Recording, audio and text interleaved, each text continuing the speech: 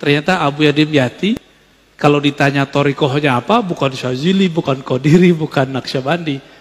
Tapi jawabannya ngaji. Apa maksudnya? Beliau sedang mengajak, kalau ada orang belajar zikir, zikir itu kan sudah pakem, udah kaku, udah begitu-gitu aja. Orang yang zikir, kebakar Pak. Kalau dia cuma zikir, penawarnya adalah taklim. Jadi kenapa banyak, mohon maaf ya, orang belajar zikir kemudian jadi aneh-aneh, karena dia nggak ngaji. Itu yang dimaksud oleh Abu Yadim Yati. Maka murid-murid beliau yang ngaji terus bertorikot pasti pada waras seperti Bapak. Tapi kalau yang cuma zikir-zikir doang, wah itu udah nggak jelas tuh. Jalan, rambut udah nggak keurus, kemana-mana, udah nggak jelas. Karena dia sudah masuk ke alam lain, dimensinya bukan dimensi ini lagi. Udah nggak bisa balik, susah baliknya. Maka beliau menyindir orang-orang yang mencukupkan torikoh itu dengan hanya ambil wirid, zikir, kebakar Pak. Zikir itu panas. Coba aja zikir. Allah, langsung hangat tuh. Hangat langsung. Kalau melewati dosisnya, bisa kebakar badan kita. Ini ibarat saja. Seperti orang kebakar amat teks. Jadi ini saling tawar-menawar. Ngaji doang, garing. Benar gak?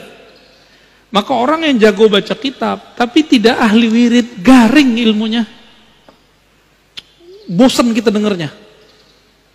Ustadz ini, ngoceh doang. Gitu. Kering, kita gak merasakan sentuhan kolbunya. Maka ini harus dijamak, digabung. Itulah thariqah kiai-kiai kita, abuya-abuya kita. Zaman dulu. Ini saya mau kasih tahu Pak, banyak yang protes. Kok Ar-Razi masih muda dipanggil Abuya? Itu bukan saya yang manggil diri saya Abuya, itu guru saya yang manggil saya Abuya. Dan di kampung saya biasa, Buya, itu anak muda, tua itu dipanggil Buya. Tapi kalau Abuya, itu langsung guru kita yang ngijazahin. Jadi itu bukan panggilan saya sendiri, saya lebih senang dipanggil Ar-Razi. Ar-Razi gitu. Atau dipanggil bro gitu Pak, lebih senang karena dianggapnya muda. Kalau Abuya kayaknya tuhe ya. Mau gimana lagi? Kita hargai juga guru kita, masa kita nggak hargai? Ya, kalau saya menolak sama dengan menolak panggilan guru kan? Dan itu nggak dibuat-buat kan? Antum manggil-manggil aja kan?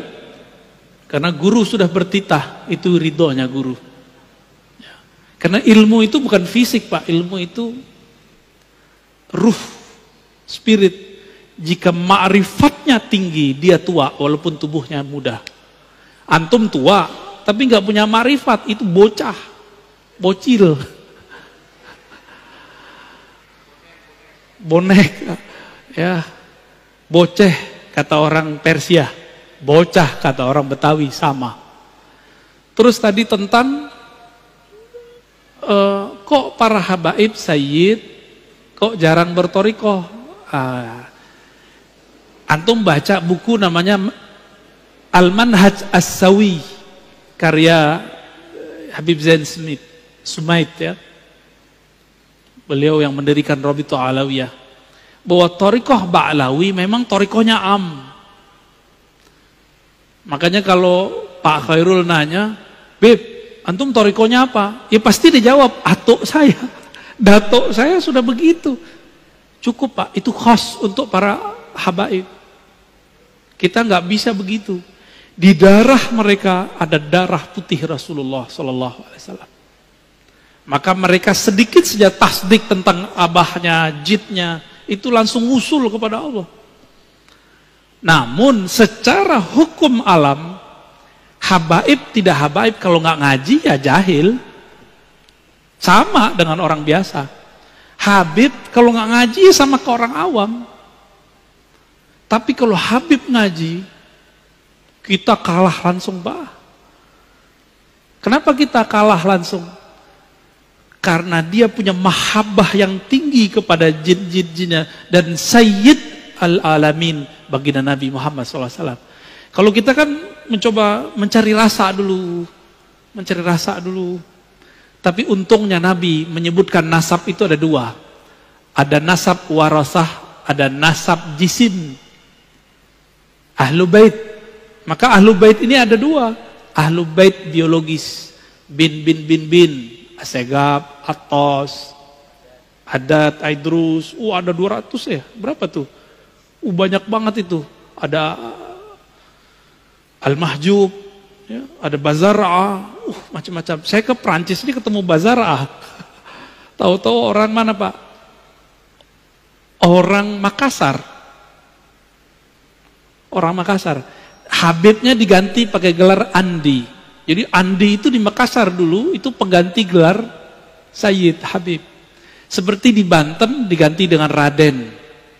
Jadi sebenarnya Raden-Raden yang ada sekarang itu Sayyid Syarif. Namun ada yang jalur yang kuat, ada jalurnya dianggap kurang kuat oleh Robito Alawiyah, jalur Azmatkan itu kurang kuat. Ya.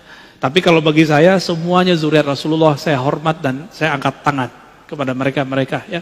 Karena khawatir ini pesan Rasulullah Sallallahu Alaihi Wasallam. Jadi memang ijazahnya Thariqah Ba'alawiyah itu am. Kalau mereka ngambil am, ya dapatnya am. Kalau mereka mengikuti jid yang aslinya, siapa jid aslinya? Sayyidina Ali. Sayyidina Ali ngambil talqin jamaah atau talqinnya khos? Tadi. Ngambil talqinnya khos. Fardi, berdua dengan Nabi. Maka Sayyid Habib yang ideal, dia punya guru spiritual yang mentalkin dia secara khas. Baru tergabung dalam dirinya Habib zahir dan batin. Kalau enggak, antum bisa lebih tinggi derajat kerohaniannya dari seorang Habib, bisa. Tapi jangan GR dulu. Dia punya jid namanya Ali, punya jiddah namanya Fatimah. Itu beres urusan mereka tuh. Punya Hasan wal Husain yang Nabi katakan Sayyidah Syababil Jannah. Jadi mereka kirim Fatihah aja atau salawat kepada Nabi, lalu keluarga Nabi langsung bergetar itu dirinya. Coba lihat Al-Habib Umar. Setiap salawat beliau sudah hanyut Pak. Hanyut beliau langsung. Karena cerita tentang jidnya beliau. Baginda Nabi Muhammad Sallallahu Alaihi Wasallam. Namun hati-hati para habaib Sayyid ini jangan mengerdilkan rahmat Allah. Kan ada tadi jalur zuriat nur yang turunnya ke ulama meskipun bukan anak biologis Rasulullah. Makanya dulu para sadah, para asyraf, mereka juga berguru ke kiai-kiai yang bukan Sayyid. Kenapa? Mereka menganggap walaupun saya Sayyid, antum pewaris ilmu jid aneh, gitu ngomongnya. Maka mereka pun juga ngaji kepada para masyaikh, para kiai yang bukan Sayyid. Karena pada hakikatnya pewaris Nabi itu bukan pewaris jisim saja, tapi al-ulama warasatul anbiya. Siapa saja yang ada nur khasyah, rasa takut kepada Allah di kolbunya, dialah pewaris Rasulullah yang sebenarnya. Meskipun tidak ada Sayyidnya, tidak ada Habibnya. Jika nanti dikumpulkan di hari kiamat, yang pertama Nabi panggil ya dia. Kira-kira begitu, ya. Jadi kita nggak boleh suuzon Pak sama habaib, nanti suul adab Pak, gugur semua thariqat Bapak nanti, zikir-zikir Bapak hilang ntar, sholawatnya nggak nyampe. Nah, ini terakhir saya jawab, ada sebuah sholawat yang diajarkan Nabi, hadis Sahih Bukhari Muslim. Apa kata Nabi? Bacalah sholawat, Allahumma sholli ala Muhammad wa ala alihi wa azwajihi wa dzurriyyatihi. Ya Allah, sampaikan salam, sholawat rahmat kepada Muhammad, Nabi Muhammad, keluarga Muhammad, istri-istri Muhammad, dan keturunannya. Ini mukjizat Nabi. Keturunannya sampai sekarang masih ada. Jadi antum baca sholawat tuh mereka dapat Pak zuriatnya. Tapi zuriat ada dua, zuriat ruhi, zuriat jasadi. Jadi kita yang bukan Raden, bukan Sayyid, punya kesempatan menjadi zuriat ruhi. Semoga kita bagian dari mereka, amin ya rabbal alamin.